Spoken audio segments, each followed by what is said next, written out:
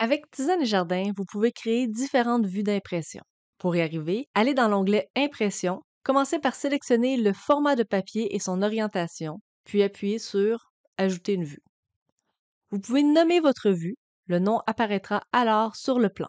Ensuite, il y a 4 options pour chaque vue que vous créerez, c'est-à-dire, vous pouvez afficher ou non la direction du nord, vous pouvez choisir l'échelle désirée et si vous voulez ou non un quadrillé, vous pouvez choisir une distribution naturelle ou théorique.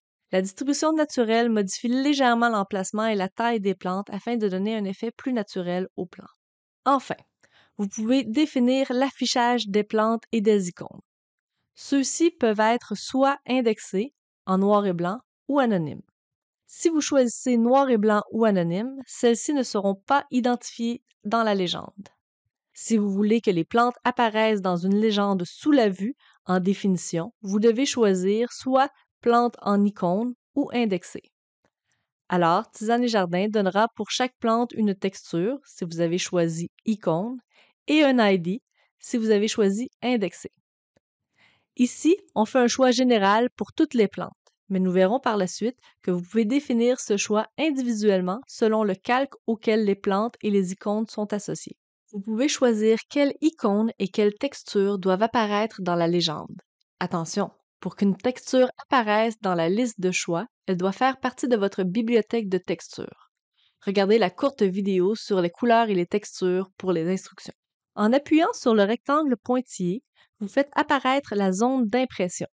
Vous pouvez modifier ses dimensions. Tisane et Jardin essaiera toujours de maximiser la taille du dessin sur le papier. C'est en quelque sorte le zoom. Plus vous choisirez un rectangle de petite dimension, plus Tisane et Jardin pourra agrandir le dessin sur le format de papier sélectionné.